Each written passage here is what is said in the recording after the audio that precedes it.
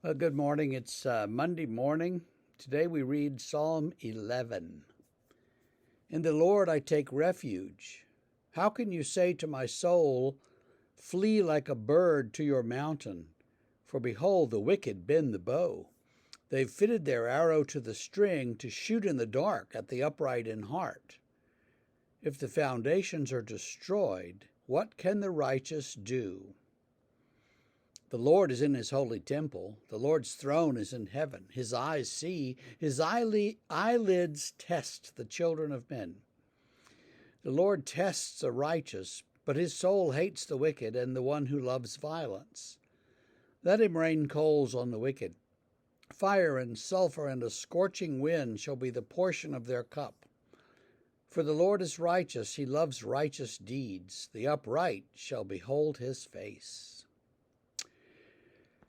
So, Psalm 11, the line that grabs me out of Psalm 11 is, if the foundations are destroyed, what can the righteous do? Whether you thought about this or not, we live in a time where the foundations have been seriously threatened. The foundations being sort of the Enlightenment consensus. Progress is always going to happen. Progress is always good. Everything gets better and better every day in every way, which we all know is not true. And we know that now in ways that weren't known when it was promulgated 100 years ago, maybe 100 more than that. All through the 20th century, though, that was the creed, that everything is just getting better and better, and all we have to do is hang on and wait for the better mousetrap and the new detergent to be sold to us, and everything will be great. And it's just not true. The foundations are destroyed. Some say that the foundations were destroyed actually in the 1880s when Nietzsche wrote his books. That could be true. Some people say it was before that. Some people say it was long after that. Some people say all kinds of things to get a book published. So who knows? But something has happened in the last 60 years that has seriously overturned a lot of our thinking,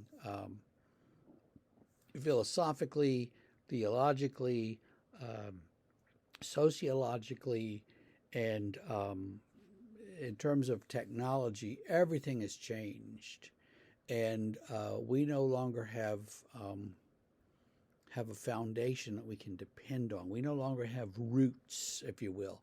We don't have a solid place to stand. Some people see that as a terrible thing, and they're eager to go back and go back and go back, and let's go back to the 16th century or the 19th century or the 20th century, and find a place where we can stand. I don't think that's going to work.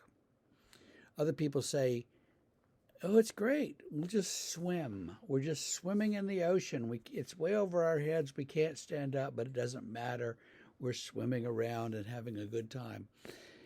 That may be the answer for us in these days. We may have to say, well, we don't really have a foundation, but we don't really need one. All we need is Jesus.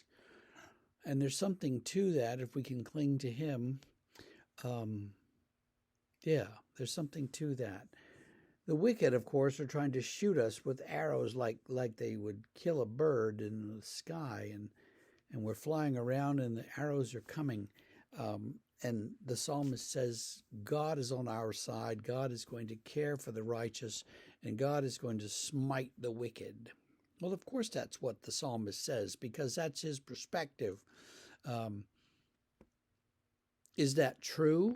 It might be true. God is certainly going to take care of us, though this does not mean that no evil, bad thing, misfortune will ever befall us, because all kinds of things happen to us all the time.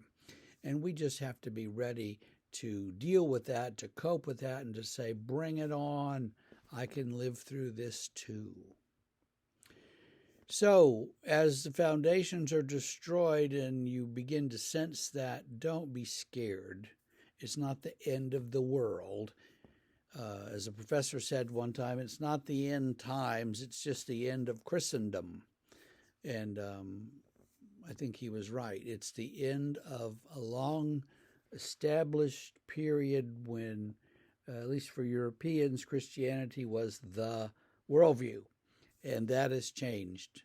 But that doesn't mean we need to panic. We just need to remain faithful and find new ways to communicate our faith to others. So there's my challenge for you today.